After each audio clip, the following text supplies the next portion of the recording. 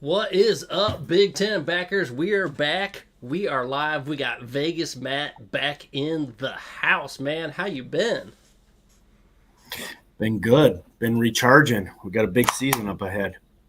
Vegas is doing well. Everything sound good from my mic. I know sometimes I get some echo, so how's it sound? Sounds great. Sounds You great. sound Keep it good from as my well. end. Are you ready to get back to that Bellagio, man? Ready for that I season to am. start? I am. I'm going through withdrawal. It's been what, 6 months? Yeah. Heck yeah. Weird. Yeah. Yeah. You're ready, man. We need some football. We need it now. But before we get there, I got to let everyone know what we're all about here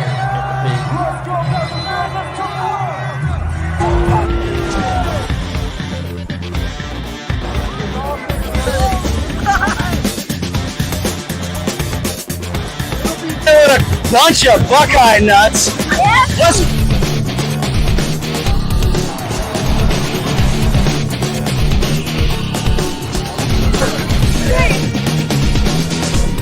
Happy Valley. You never had a buck? We got 10.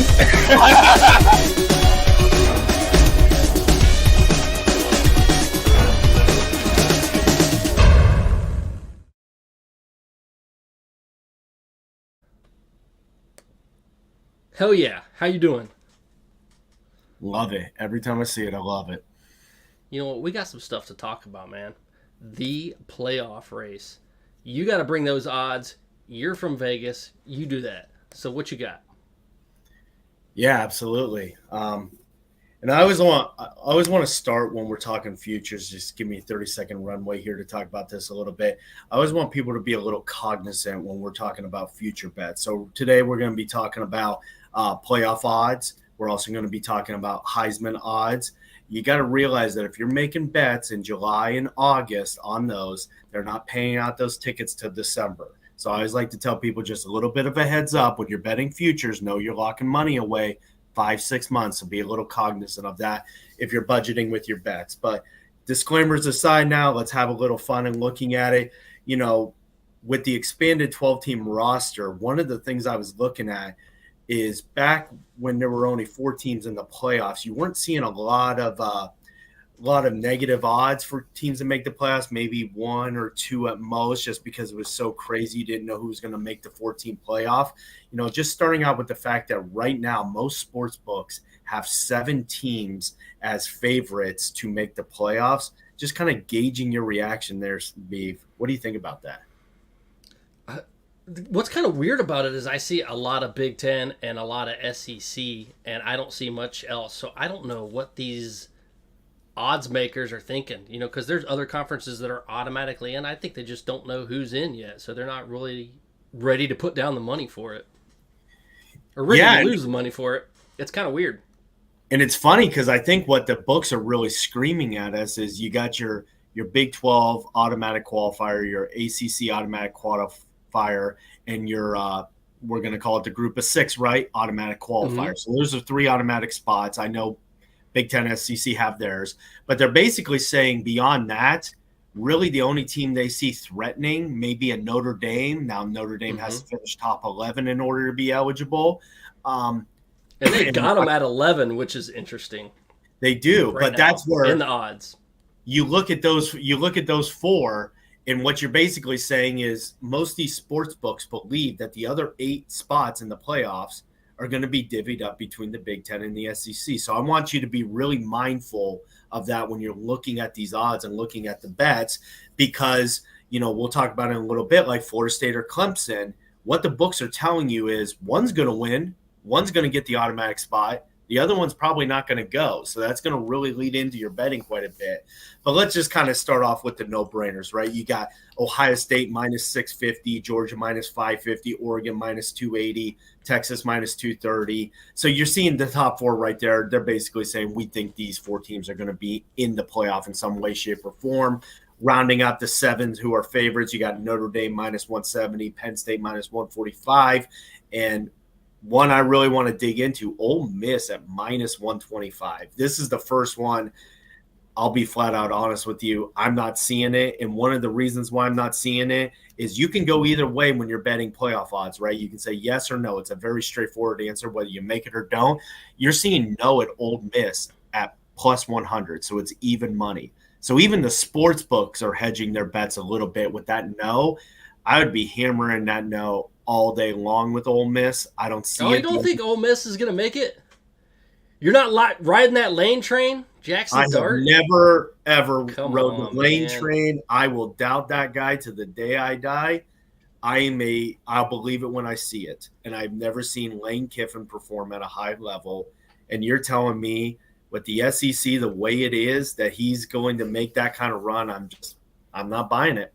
So He loaded up. What's interesting to me right here is just the amount of SEC teams. I always thought, to me, you're going to get 4 SEC teams in, possibly 4 Big Ten teams, but they're going to flip flop. Some years SEC is going to have 4, some years Big Ten is going to have 3, for the most part. All right, and I just don't see they have 1, 2, 3, 4, 5 SEC teams that they feel are right up there, in the running.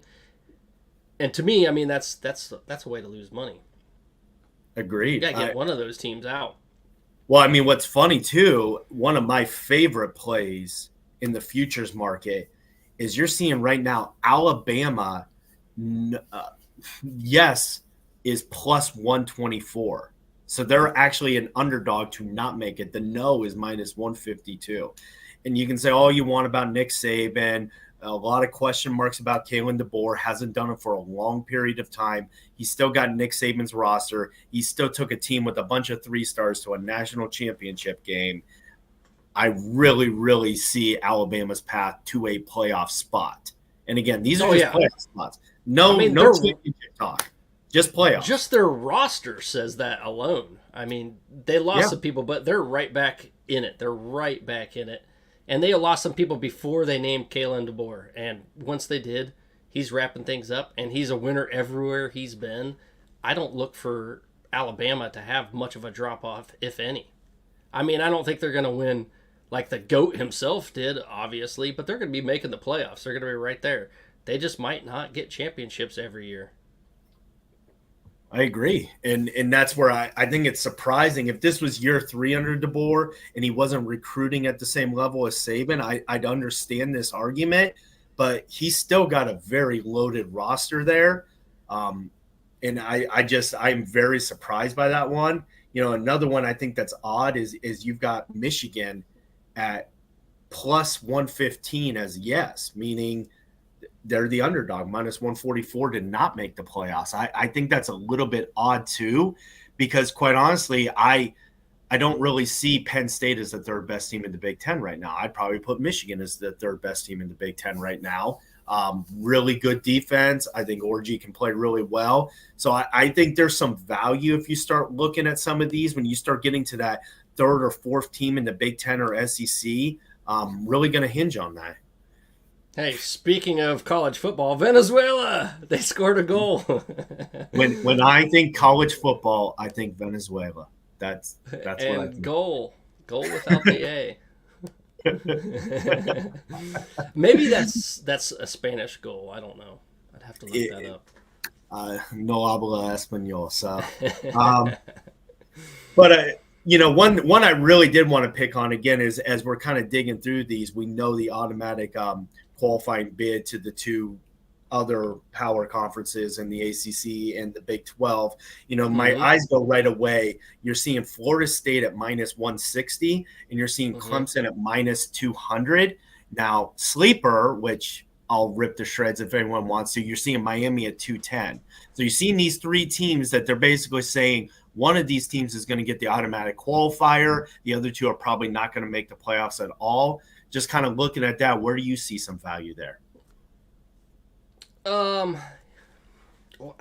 go a different direction completely. They have ACC marked down. I mean, basically, if you want to count Notre Dame, you want to count Florida State, and you have Miami. I stay away from Miami because I never know what Cristobal is going to do. I mean, he's got a good team, but he's going to find a way to not take a knee and lose a game 100% of the time. So I'm staying away from Miami. My biggest concern is, where is the Big 12 representative? I mean, Yeah. someone's going to make it. Is it just that hard to tell because the parity is so great in the Big 12?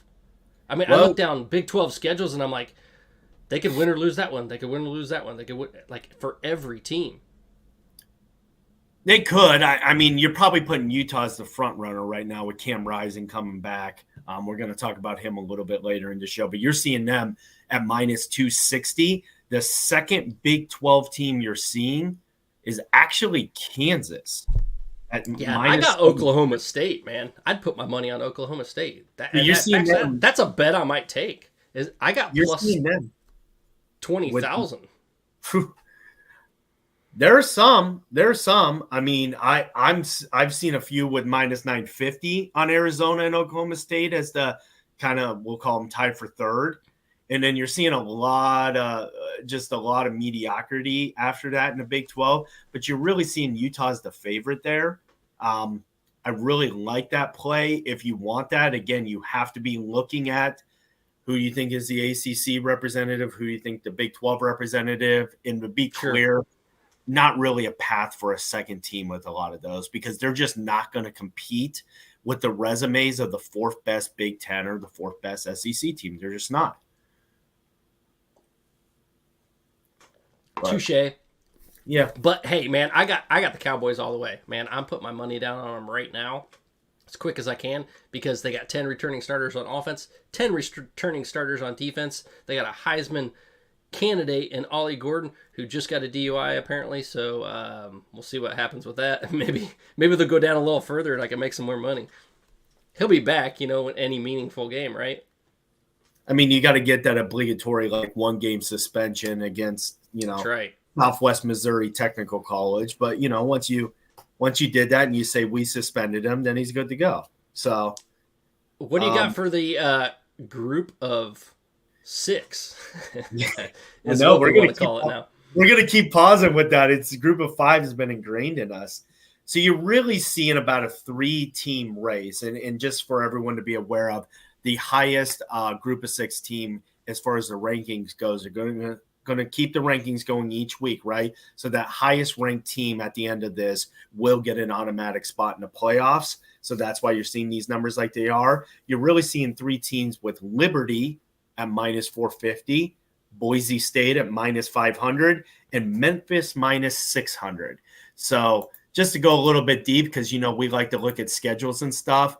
When you're looking at Boise, I'm not going to go through the whole schedule, but they do go to Autzen, play Oregon. So you can probably chalk up at least one loss for Boise. Memphis does go down to Florida State and Tallahassee. So you're probably looking at least one loss for Memphis. And when you look at Liberty's schedule, I didn't even know some of these schools had football teams. And really where they I'm going shouldn't have football teams, at least. No. Well, they opened the season against the Campbell Camels. I want to be very clear in my enunciation. Camels. The Campbell Camels. Say that faster. No. So think the soup company and then think animals that you use for transportation in the Middle East. All right, that's we got it. But you're looking at their schedule. No tough teams on there. So you're probably looking at a 12-0 Liberty, and you're probably looking. They have to be 12-0. Yeah.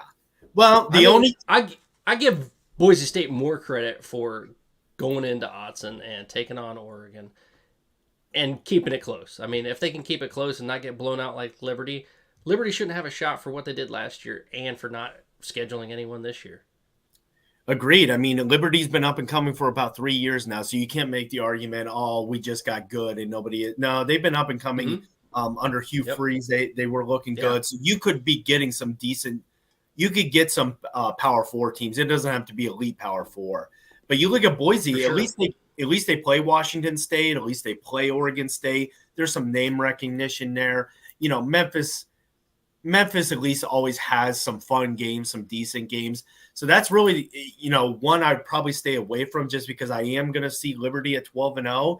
But you see a really good Boise State team at 11-1, and you're right. Maybe they lose by 13 points to Oregon. Otherwise, they win every other game. Mm-hmm. You can make a really compelling argument that maybe Boise's better than Liberty. So probably stay away, in my opinion. Touche. I would stay away from Liberty for sure. I don't think with that schedule that they should be able to make it. Maybe they will, but I would agree. But you got to bet on one of those, like with just the odds. I mean, you put a little bit of money down on each of those three. Chances are you're going to return that.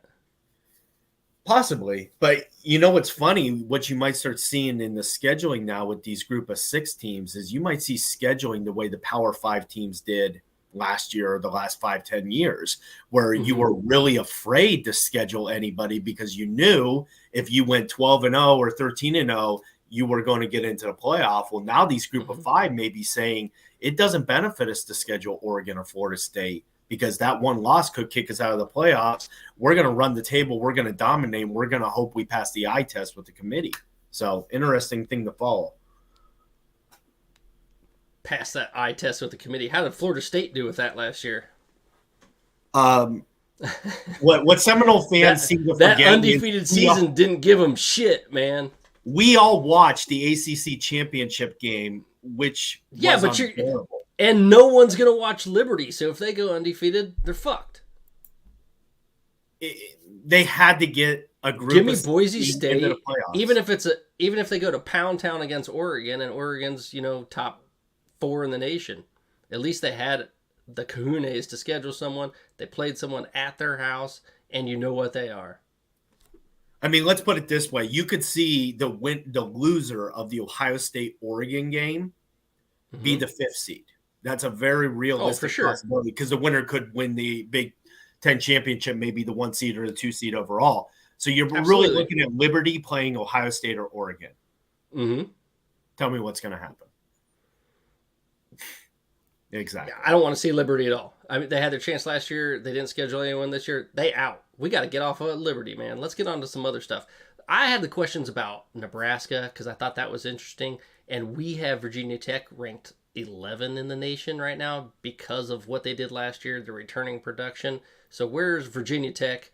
Where is Nebraska? I'd like to see that. And fill us in on Rutgers, man, because they have the easiest schedule in the Big Ten, and they should be able to have some wins. Do they have a shot at getting there based on the odds makers? Yeah, I'll save that one to the end. I'll kind of go chronologically what you said. When you're looking at Virginia Tech, you're seeing them at minus 950, which is... Hey, your chronology isn't very good because I said Nebraska first. See, very good. I'm already struggling. But give me them Cornhuskers. Let's go. I was going based on odds, but you're right. I'll own it. So Cornhuskers minus 1,000. We've talked about their schedule. We did that quite a bit with the over-unders, and man, I know you and Adam have talked quite a bit as well. Really soft schedule. I just really cannot see a path for Nebraska unless you're cracking the top 4 of the Big Ten, and that means you're going up against Penn State and Michigan and Iowa, really trying to jockey for that position. USC as well. I really don't see a path this year with the freshman quarterback. If you want to play it, you're a Cornhusker fan, so be it. I'd probably be laying the no pretty heavy on that. I think the odds are favorable there. Vodtech 950, like we talked about, pretty interesting schedule. Since you brought up Rutgers, I do want to say Rutgers, Vodtech do play week 4. Yes, they do. At Blacksburg. Could be I'm here for it, baby. I want to see that. Hell of a game. And since you mentioned Rutgers, funny enough, not seeing Rutgers odds anywhere. Yeah, I mean, Toledo's odds are on there. Why is Rutgers not? What's going on there? Let me pick your brain. What's Vegas thinking? Well, first off, Vegas knows more than all of us. I always have to say that. They don't pay me to say that. It's just the God's honest truth. They know more than all of us. Granted, there could be some books out there. I'm not going to talk about them. That may have some Rutgers odds, but I kind of look at the top 7 or 8 most credible Vegas sports books, not seeing it there. Injury, perhaps, and I'm purely speculating, right? I have no proof whatsoever. Could be some injury news. Could be the fact that they're trying to look at that schedule, wait it out, and maybe say, maybe this team's a little bit better than we had them, so they took them off the board to recalibrate. I don't know who Hollywood Herbo is, but he's got a great name. Up the SCO. I don't know what that means. Yeah, I don't either. You're going to have to explain, Hollywood. Come on, man. Bring it. I don't know. But, Hollywood. really, really some value plays here. What I would really be looking at is there's nothing wrong with taking easy money, right? Top 3 or 4, your Ohio State, Oregon, Georgia's. To me, those aren't terrible. Minus 650, 550, 280. Those teams are probably going to make the playoffs. Make a little change if you can. I really like a couple of the yeses, Michigan, Alabama, possibly. Love to know for Ole Miss. And then kind of playing the who do you think is going to win the respective conferences and hammering the yeses on those because you're going to get some good value. All right. It's a new saying in the Oregon community. It stems from Scoducks, Southern California, Southern Oregon, Southern Central Oregon. I don't know what the SCO is, but anyway, be fine. Thank you, man. Get on here and let us know what it is. Yeah, we need clarification there. I love me some ducks, man. We got some ducks going on later on. We're going to be talking about that. I love it, man. Any more playoff odds we're seeing here? Kind of laid the lamp. No, I think we're going to have to do a quick commercial. We got to pay them bills, brother. So we're going to promote the dogs, college football dogs, for a second, and be right back with Heisman odds. On the College Football Dogs website, you'll find a main page that features some of our biggest and newest stories. Our conference pages for content related to your favorite team's conference. Our team store, where we have products that are available all year long, as well as gear available for a limited time only. Our podcast page, where you can see when one of the 12-plus College Football Dogs podcasts is streaming live on social media. Our subscription page, where you can join our Discord. If you're interested in becoming a contributor at College Football Dogs, email us at info@collegefootballdogs.com. If you enjoy any College Football Dogs content, we really do appreciate any donations you can make by visiting the donate page on our website or scanning the QR code here. College Football Dogs, for the fans.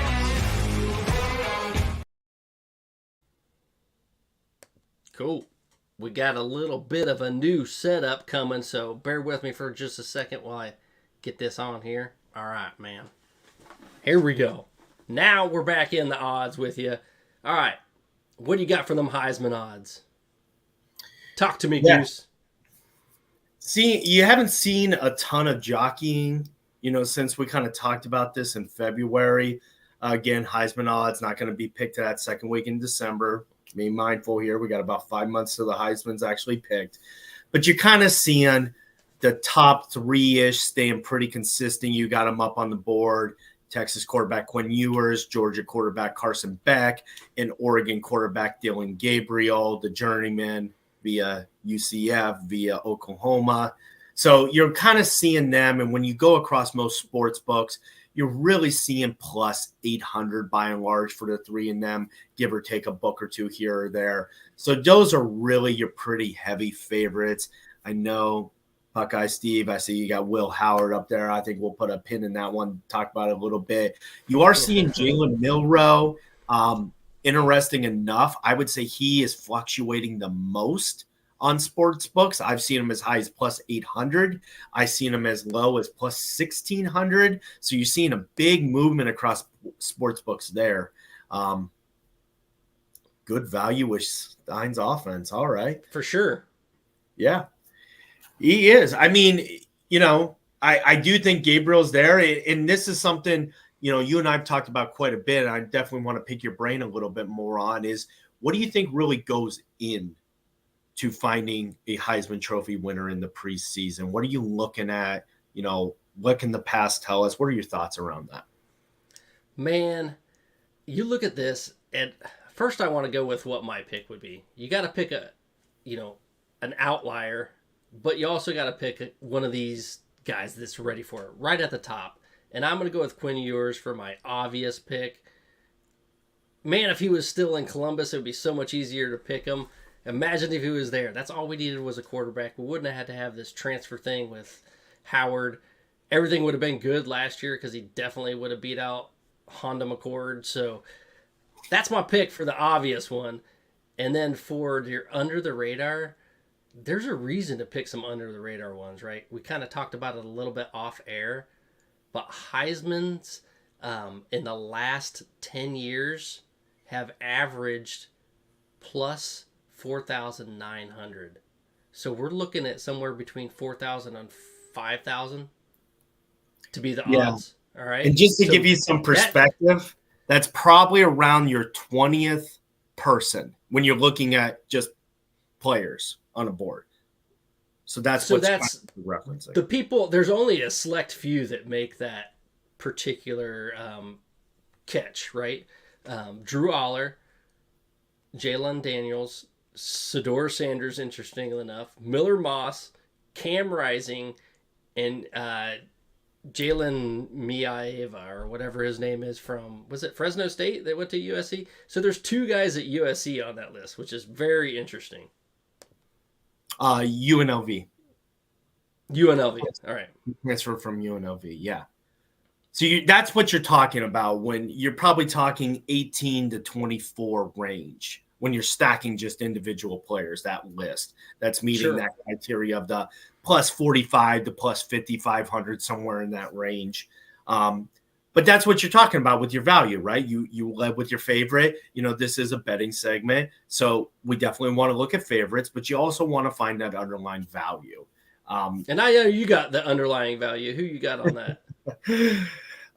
Yeah, I'm not really a super fan of the favorites, so I'm gonna go to the fun stuff. So, one of the things, again, when you're really digging into numbers, and I loved how you went historical with this, is you always have to look at the Heisman as, okay, it's got to be somebody with name recognition right now. It's got to be somebody whose program is going to be up and coming, who's able to put up the numbers, and who's going to have a really good story to tell, because that's what the Heisman really wants.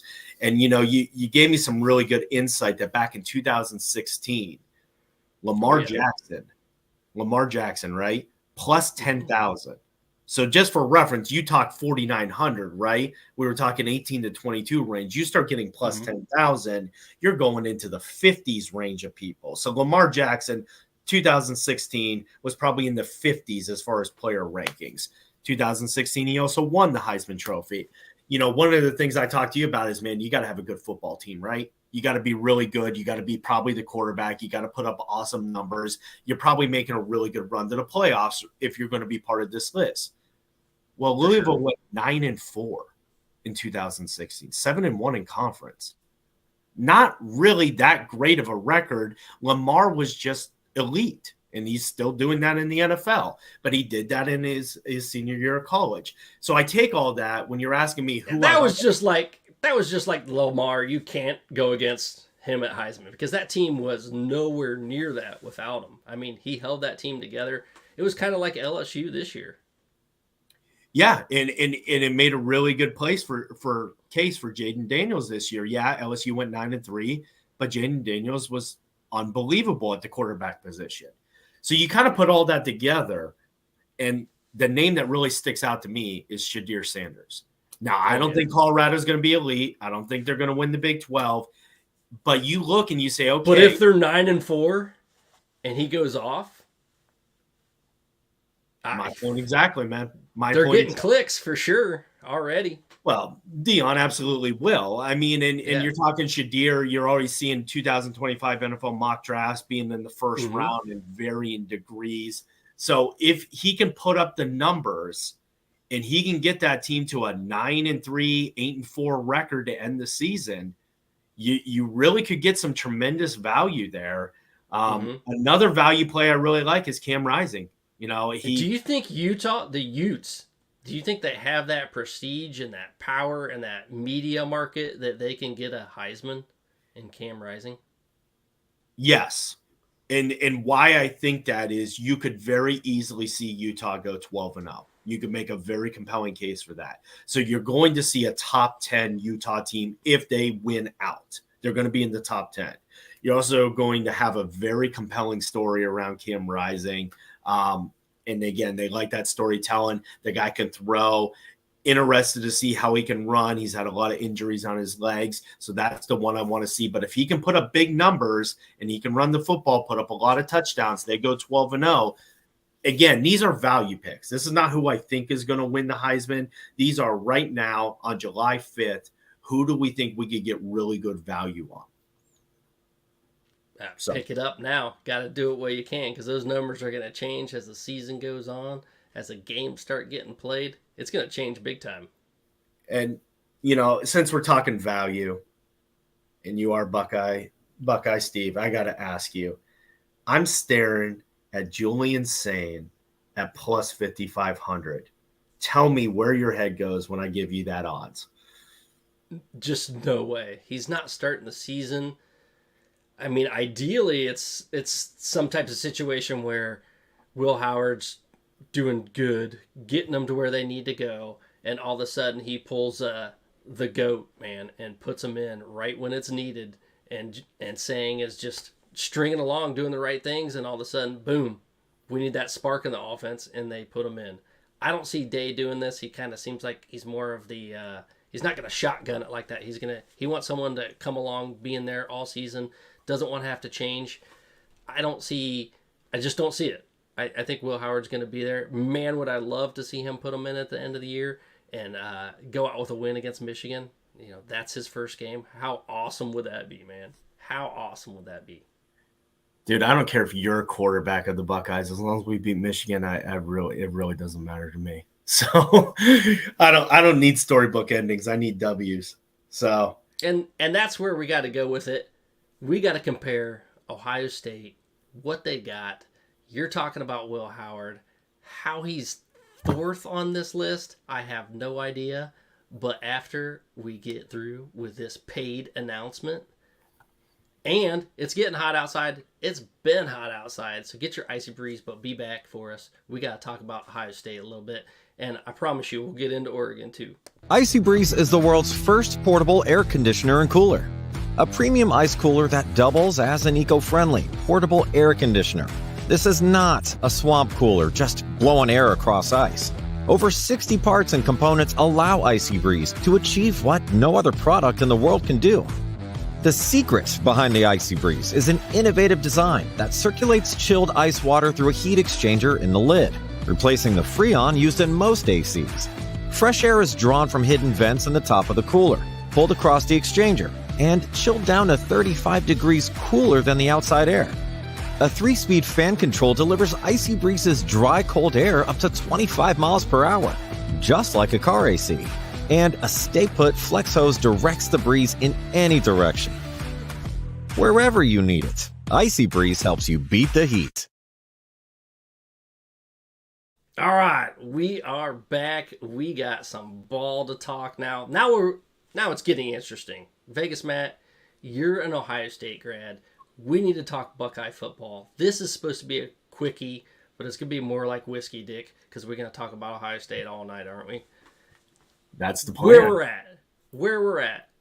Look at this. This is just astounding to me that Will Howard is fourth on the list of odds for Heisman.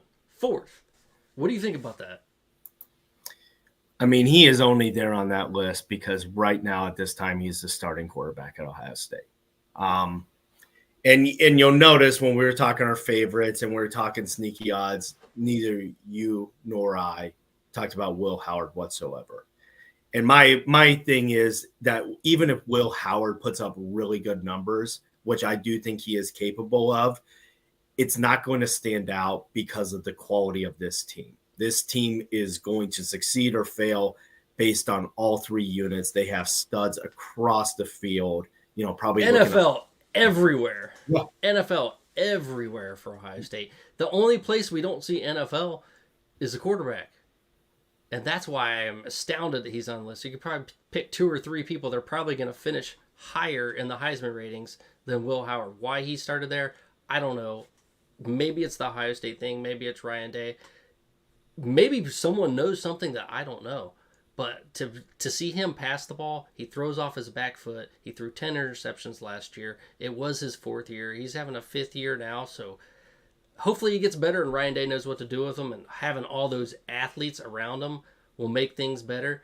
But, man, I think Emeka Ibuka will probably have better Heisman odds to finish the season. Yeah. It's crazy talk. No, but you also look too. Let's say you throw an 8-yard slant to Ibuka and he takes it 65 yards. Yeah, I understand Will Howard gets 65 yards in passing, but Ibuka misses 3 tacklers and gets to the end zone. That's Ibuka's touchdown. And these kind of things, if you're really watching and start nitpicking, they go a little bit more. It's not always about the pass. It's about the run after the catch.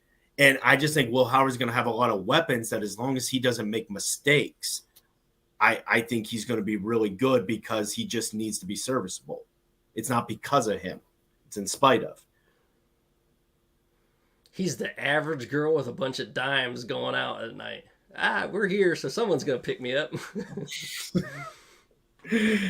I mean, it's a great spot for him to be in because you've got 2 world-class running backs, solid offensive line, and you got weapons across the spectrum. He doesn't have to be the entire team like he was at Kansas State. And that's what I hope he doesn't do. I hope he doesn't try to play hero ball and force this, force that, throw off the back foot. I hope he doesn't try to say, hey, I want to show the NFL I can pass the ball. I'm not just a running quarterback, and never runs. Because God knows Day loves to do that. Loves to keep runners from running at the quarterback position. Yeah, and he's going to have to get rid of that. Especially in college football, there's nothing more deadly than 3rd and 4, and you got a running quarterback who can pick up those 4 yards. It just is a strain on the defense that is really hard to contain, and even at the NFL level. And he's going to have to do it. And I think maybe he will a little bit more, not to be too callous, but an injury to Will Howard probably doesn't derail this season. In the past, that statement's not true.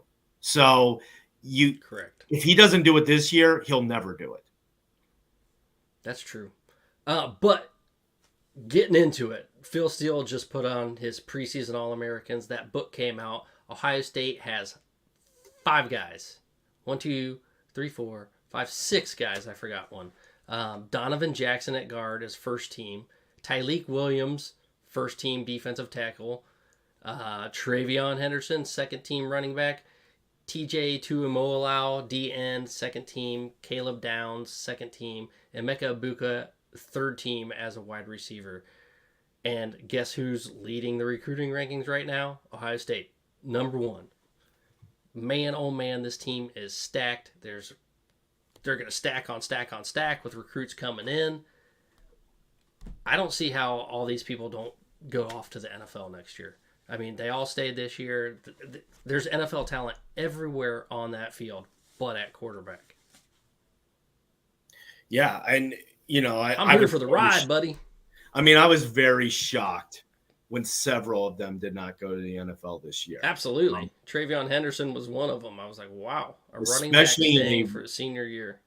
We talked about it too. It was a very weak running back class that went into this draft, right? There wasn't a lot of really good value there. So he probably would have been pretty high despite the injury history he had. And especially knowing Jenkins was coming in too, deciding to stay. I mean, that's huge. And they're reloading, and that's fine. You're going to see this mass exodus at Ohio State. You see it at a lot of places. The difference between the elite schools like the Georgias and the Ohio States and others is you restock the shelves quickly. You don't have a lull while you do that. And they're still going to have, again, they're going to have a lot of good players in place. You're going to see a lot go to the NFL. Right now, the class is number 1 overall. Really love what they've done in the secondary, not only this year to the transfer portal, but next year. I keep hearing about how Ohio State's losing out on recruit here, and there. We had the number 1 and number 2 best cornerbacks coming in next year. So I really don't care if we lose the 5th best one, to be honest with you. You got a top-end safety, 4th best at his position as well. So you're really seeing that secondary. You're really seeing the defense. Now, tomorrow, Pettijohn. Burke can definitely show out and get in the first round. You got that 5-star linebacker from Texas announcing tomorrow. You've seen that cosmic shift from Texas to Ohio State in the last 36 hours. So now you're starting to see – pardon? It just works. Texas people at Ohio State, for some reason, they're going to jump off the board if they come to Ohio State. I don't know why. But, man, they're going first round. If you're a Texas player, you come to Ohio State, you're going to do good. I know we didn't talk about this, but it sprang an article I was reading quite a bit. We're always talking about conference realignment. I actually was reading an article that said that the Big Ten presidents, their number one priority is not Florida State. It's a Texas school, specifically A&M. A&M, yeah. Do you think that that's where the presidents, did you see them wanting that recruiting pipeline into Texas? Ohio State's always had it. Now these other schools are going to want it. Do you really see the Big Ten trying hard to get a premium Texas school into the conference? It makes sense financially. You want to get that recruiting ground right, and you want to get those eyeballs. You want people paying attention to the Big Ten in Texas. So yes, yeah, it makes sense. I think Texas A&M probably is still a little sour on Texas joining and taking all that smoke. So I think it works for both. Yeah. But I definitely think Florida State is just biding their time till they get out of that grant of rights, and they'll be in the Big Ten. I think it's already signed, sealed, and delivered. It's just a matter of the courts doing their thing first. Yeah, and that's a legal argument. We have to leave that one to the side because there is a lot of legal. How the hell did we get there? We were talking Texas, we're talking recruiting, right? And again, you've seen Ohio State have a really good flow into that pipeline, and you've seen the best cornerback in the country coming out of Houston, going to Ohio State. I mean, and who in the Big Ten can actually give Ohio State a run for the money? No one's been able to do it in the past, but oh man, times are changing with the Big Ten realignment.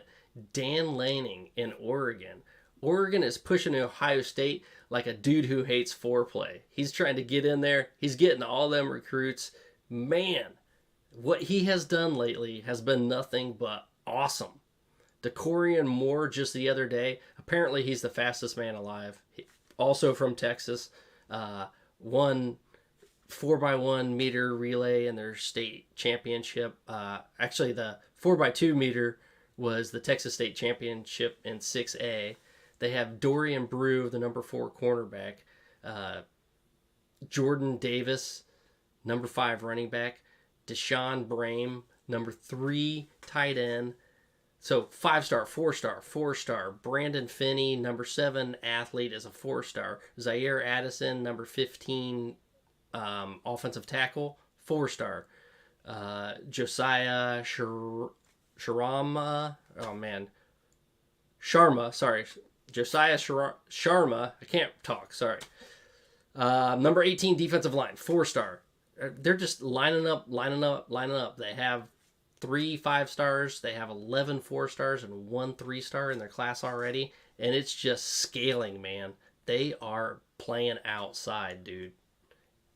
And what B. Fine said earlier, with Dylan Gabriel and their offensive coordinator, they have the situation, they have the weapons, the offense is friendly to the players and style of play, pass heavy for quarterbacks, run heavy for running backs, the overall talent of the player itself.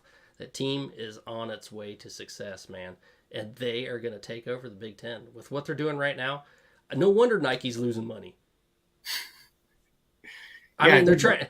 I think their earnings came out a couple weeks ago.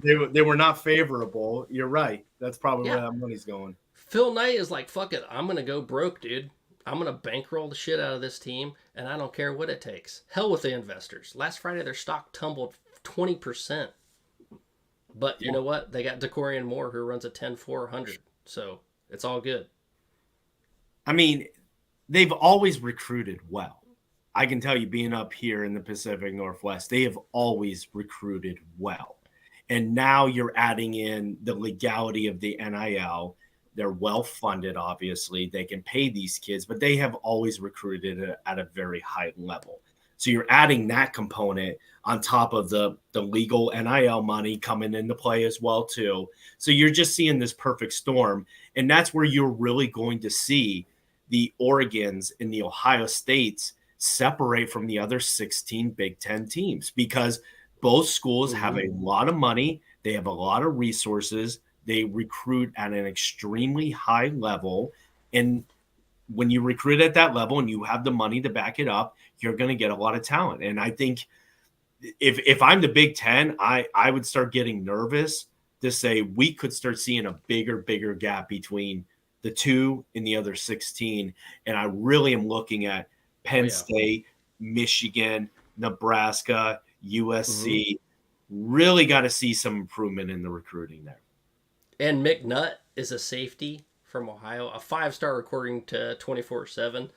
And they had a crystal ball in for him for Oregon. He's a legacy, a Buckeye legacy. His dad, Richard McNutt, was on the 2002 national title team.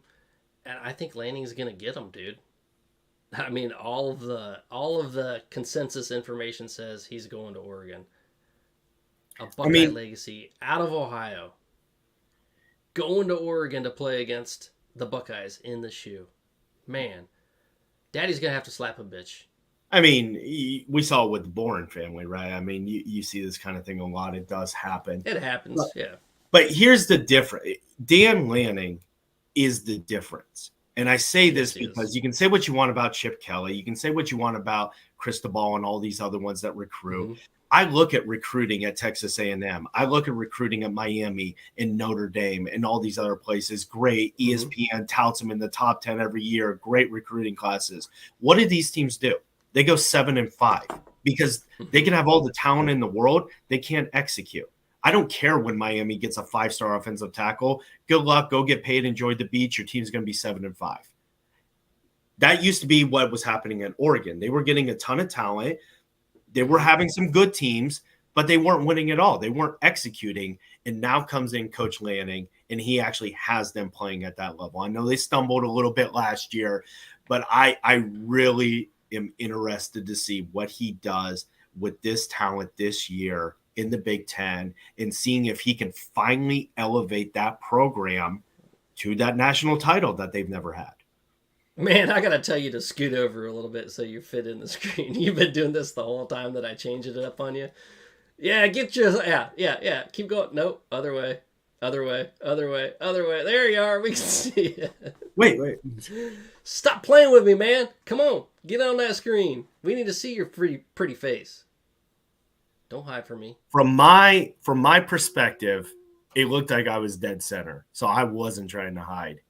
So. Yeah, you were looking at the bottom of it. I changed up the format a little bit because I had some problems with getting everything on the screen. But back to Dan Lanning. Dude, who wins the national title first? Does Dan Lanning get that title before Ryan Day does? Because he's in year 2. Think about it now. Going to be in year 3, right? Year 3 is when you start getting noticed. If you're doing real damn good, they're going to try to pick off those offensive and defensive coordinators you got. And then that's when the real coaching gets in. Who you're going to pick next. Who you're going to get for your offensive and defensive coordinator. When Stein's gone, that Stein offense here that B. Fine was telling us about, he's probably going to be gone next year. Someone's going to take him, right? Yeah, he'll be a coach somewhere. Some MAC school, some AAC school. I mean, maybe even better than that. I mean, people are taking offensive coordinators when they need someone to take a job like hand and fist right now. I mean, Lanning did it. Ryan Day did it. Lincoln Riley did it. Offensive coordinator to head coach. True. You don't even have to show yourself. And Deshaun Foster was a running back coach. Now he's the head coach. Not even a coordinator. That was a cost-saving move. That wasn't the right move. That to the side. That was the cheapest option on the board. But, I mean, here are the facts. If Ryan Day is not in the national championship game this year, and it is an uber competitive game, he could lose it, but it's got to be like, missed field goal at the end or missed drive at the end. You lost by a few points. Short of that, Ryan Day will be fired. I can tell you that right now. This team is one of the best teams money can buy, and he has the ultimate pressure on him.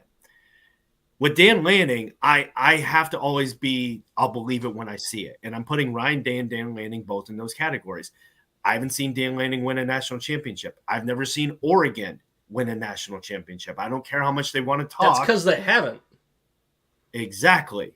I believe it when I see it. I cannot buy in to something I've never seen. But I've also never seen Ryan Day. I've never seen Ryan Day perform at the highest level in the biggest games, and I've never seen him win a title.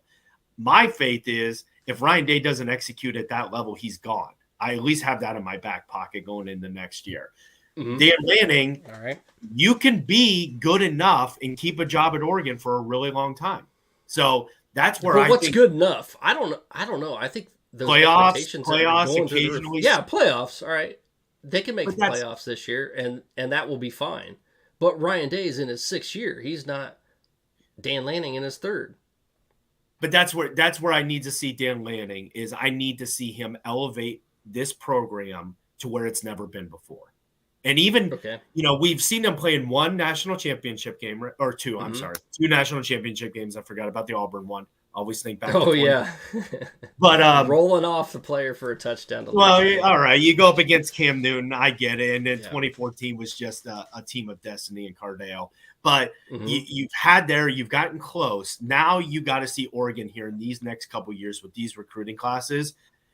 I say you got to see him win a national title in the next 3 years. And if you don't, you're going to have a lot of questions around Dan Lanning. Bitch, you're not centered anymore either. Get your ass over there. There we go. You got to lean with it, rock with it. You do, man. I messed you up, man. I did change the format. I'll give you that. No worries. I get it. I see which camera I got to be pointing to now. I'll go with that. There you are. And that's where, again, I think especially with college football, you always had the stalwarts like your Nick Sabans. You're seeing Georgia be a stalwart now, a perennial. You had Urban Meyer at Ohio State, kind of had that perennial formula. So I like that tried and true formula by and large. You're always going to see an LSU here or another team there, some, Michigan here and there.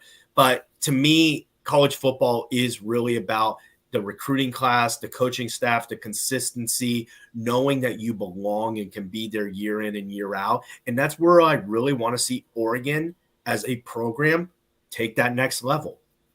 What is this, a presidential debate? You never answered the question. Who's winning it first, Lanning or Day? Who's getting that title? If you had to put money on it right now, if you were at the Bellagio, you whipped out your wallet and said, you got to put everything on it right now. Who are you choosing? I mean, my God, I would choose. Gun to your head. Gun to your head. I would choose neither. The only reason, honestly, I'd probably go Lanning. Because I until Ryan Day can prove to me that he is capable of winning the biggest game, I don't believe it. We are the opposite of Buckeye fans, man. We're the opposite of most Buckeye fans. Man. We're like the negative ones. We're like the negative ones. So like when they do good, we feel better. We're like, they're not going to do it. They're not going to do it. They're not going to do it. There's no way. And then when they do, we're like, oh, hell yeah. But this has always been my knock living up here for over a decade on Oregon fans is they're satisfied with good enough. And this is where people want to call us negative Buckeye fans. Our bar every year is national championship. If the Ohio State Buckeyes do not win the national championship, it is a bad year because that is the standard that the program has set. It is not 12-2 and beating Liberty. That is a horrible season. That's a horrible season. That's awful. And that's kind of what happened last year, but we lost to Missouri. Yeah, I mean, and that which nobody cared about. And that's where I loved Georgia last year. Georgia did not care about that Florida State game. They went in there, they took out aggression, and after the game, it was like they lost 66-3.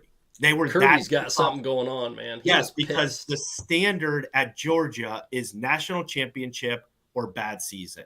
And if you're going to be in the elite echelon of college football, that is your standard. Well, and so I think Oregon's building up to that for sure. I mean, they're just incrementally getting there. Yeah. And they're just that far away every year. You know, I mean, the 2 losses to Washington were tough. But you get one of those, all of a sudden it's a different story, man. Get yourself into that 14 playoff again. Boom, bada boom. Let's see what they do this year, man. I think so. Let's say this. I think Oregon you're looking at a top 3 Big Ten team year in, year out. Same with Ohio State. Then you're probably interchanging Penn State with Michigan in there as one of those other 3 teams. And you're going to roll the dice every Big Ten championship game. But you got to win. Man, Vegas, Matt, it's been fun to have you on again. I haven't been able to talk football, in a long time. It's been this and that, and pretty soon we're going to be talking about games, brother. The last month without college football is upon us, and we're already into it a little bit, almost a week in. 50 days, my friend. 50 days. 50 days, and we'll be back talking football. It's going to be so much more fun this year, just talking football. And we're ready. We already have our lineups ready. We know what we're doing. Did this last year. Complete in 1 year. Coming in less than a month, we'll complete the first year of podcasting. Pretty damn awesome. And it has grown like crazy, dude. We're getting so many audio downloads. The audio downloads are out of this world this week. That's why we put together a podcast at last minute. We're like, you know what? Got to do something. AJ's out. He's on vacation. I'm on vacation next week. So I didn't want to go 3 weeks without having a podcast. So that's why we're here. We got 60 listeners in here doing good. That's awesome. And the downloads are coming left and right. It's hard for me to kind of measure what's going on live because we get tons of views live. But some of them, you don't know if they're full-length views, if they're half-length views. So if you like this, if you love it, like, subscribe, share it, comment, give us a rating, follow us on Instagram, Big Ten Backers on Instagram, Big Ten Backers on Facebook, Big Ten Backers podcast on Rumble now, YouTube, Big Ten Backers on YouTube, follow us there, check it out, like, share, subscribe. Tell a friend, man. That's how we get here. We need to get bigger. We need to get better next year. Promise you we'll get better. So keep on with us. We love you. And we're going to play a little bit of our opening track that we usually play. We're going to play it again for you because you know what? It's that awesome. So if you haven't seen this, you can look it up on YouTube. If you're not with us, you're only on audio because we got a ton of following on audio. You're going to have to watch this video to know what it's about. All right. So, Matt, thank you for joining us. Appreciate. Big Ten Backers are out. God bless. Take care, y'all.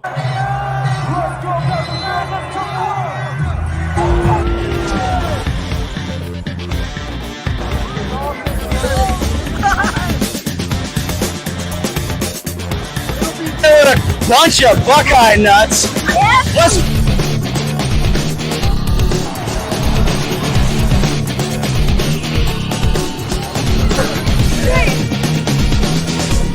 Happy Valley. You never had a buck. We got 10.